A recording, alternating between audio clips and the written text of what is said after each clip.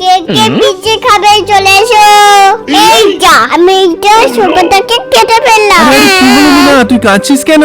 হায় যা যা, তুমি এটা কি করলে? মেয়ে সোফাটাকে কেটে ফেললে? না তুমি ভুল ভাবছো, আমি সোফাটা কাটিনি।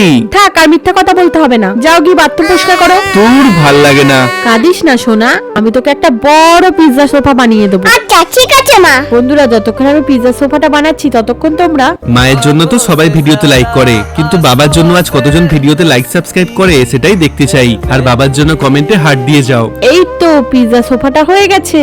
মিনা তাড়াতাড়ি এদিকে আয়, দেখ পিৎজা সোফাটা কেমন হয়েছে। ওয়াও কি সুন্দর হয়েছে পিজ্জা সোফাটা। ইয়ে কি নরম। এই দেখ সোফাটাকে কি সুন্দর পাট পাট করে খোলা যায়, আর এগুলোকে জুড়ে দিলে একটা বড় পিৎজা ট্রেন হয়ে যাবে। এই দেখ। ইয়ে কি মজা। আমরাও চলবো আমরাও চলবো। হ্যাঁ চলে আয় চলে আয়। ওয়াও, এবার এটা আমি চালাবো।